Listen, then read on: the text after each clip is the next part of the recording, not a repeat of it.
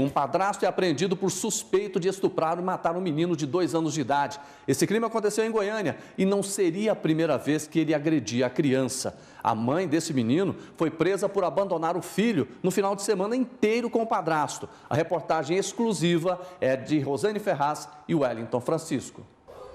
Dor e revolta. Muito cruel, muita maldade. Essa criança não merecia isso. Henrico Pérez Marinho Teixeira de Sá foi enterrado na manhã desta segunda-feira. O menino de apenas 2 anos foi vítima de um ato bárbaro. O laudo cadavérico apontou que a criança foi morta por asfixia. Possivelmente teria sido estrangulada e também sofrido violência sexual. O fim trágico de um inocente envolve quem deveria proteger: a mãe. O padrasto é suspeito deste ato. Um menor de 17 anos que está apreendido. A mãe de 21 anos foi presa. A mãe não pôde velar o filho e nem acompanhar o enterro dele. A audiência de custódia de Ingrid está marcada para hoje. O jornalismo da TV Serra Dourada mostra para você, a partir de agora, com exclusividade, prints de conversas compartilhadas pelo WhatsApp entre a mãe da vítima e o companheiro dela. Ingrid Silva Marinho questiona marcas de mordidas no rosto do filho que aparece nesta foto chorando. Eu quero saber o que é isso aqui no rosto do Henrico. Isso é brincadeira ou o quê? Porque isso eu não considero brincadeira, não. Eu quero que você me dê uma explicação sobre isso. Na conversa, o menor diz que foi brincadeira. Ingrid repreende o ato dele e até escreve: vigia. Ingrid disse ter deixado os filhos de 2 e 4 anos com o padrasto para procurar emprego. Admite que sabia das agressões. Aconteceu sim, mordidas 2 vezes. Aí ele parou. Aí no dia lá que aconteceu isso, ele estava com mordidas novamente. A criança foi encontrada morta na casa da família, no setor Eldorado Oeste, em Goiânia. O menor foi quem teria acionado o socorro. Por abandono de incapaz, tendo em vista que nos últimos dias a criança teria aparecido com uma série de hematomas, lesões estas que foram praticadas pelo próprio padrasto.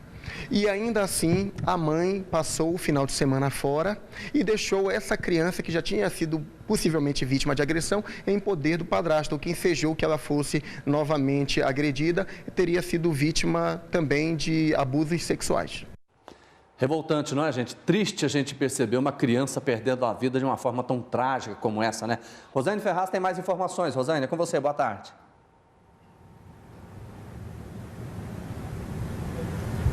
Boa tarde. Pois esse caso consegue ser ainda mais triste e revoltante do que imaginamos. Eu estou aqui com o delegado Rimo Braga, responsável por este caso, que vai dar mais detalhes, porque a situação dessa mãe, gente, ela deve piorar. Ela foi presa por um crime e possivelmente vai responder por outro crime. Daqui a pouco o delegado já fala para a gente sobre isso. Eu estou aqui também com o médico legista, o Mário Eduardo Bastos, que é gerente do IML, porque a situação envolvendo essa criança é bem estarrecedora. Os laudos aí do exame cadavérico mostram que essa violência, tanto a física como a violência sexual, ela já teria ocorrido outras vezes. Então, o gerente aqui do IML fala para a gente sobre essa violência que foi constatado, então, no corpo dessa criança. Que tipo de violência, que tipo de lesões esses laudos revelaram?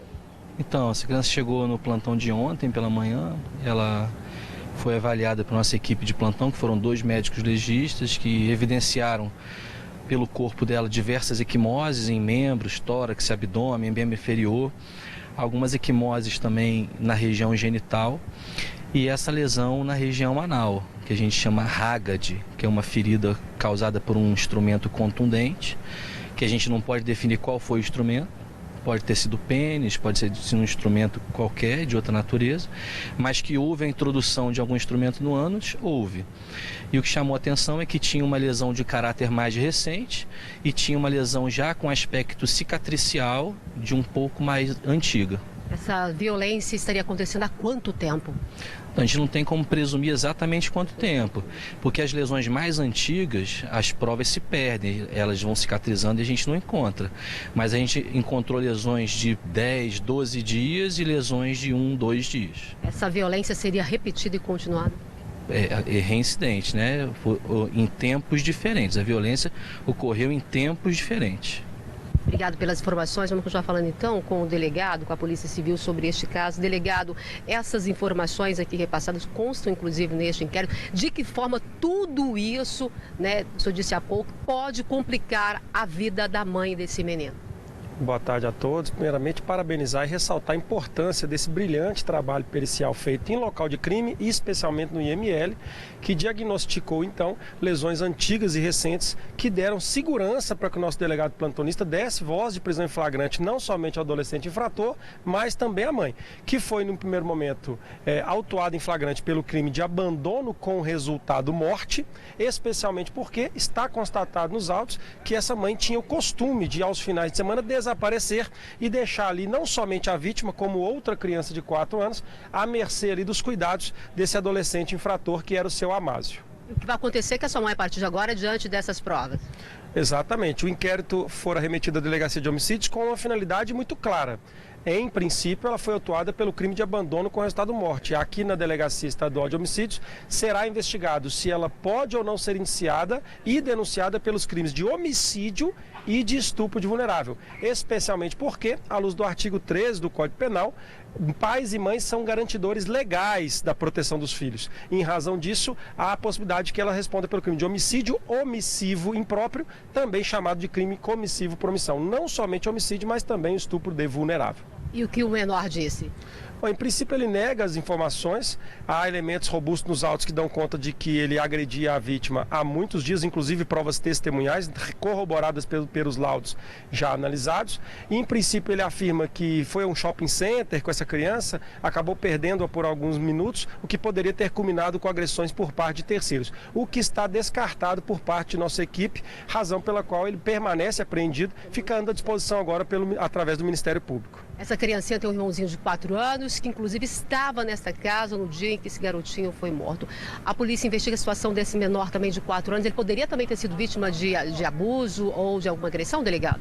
Em princípio não foram relatadas agressões recentes, razão pela qual, em princípio, nós descartamos a possibilidade. Mas vislumbramos, principalmente no eventual depoimento e declarações ou termo de informações dessa criança de 4 anos, que pode ser ouvida, acompanhada por uma equipe de psicólogos e pedagogos, pode sim trazer informações robustas no que tange os crimes que vitimaram o irmão e até mesmo, por que não, eventualmente, crimes cometidos contra ele.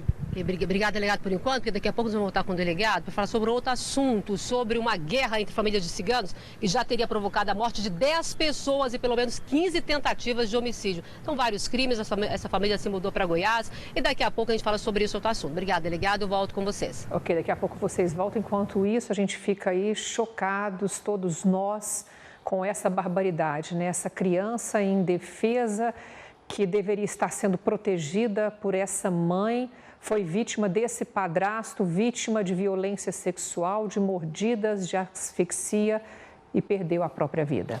Pois é, vítima de uma atrocidade. O nosso WhatsApp está à sua disposição para você se manifestar, dar a sua opinião sobre o que você acabou de ver.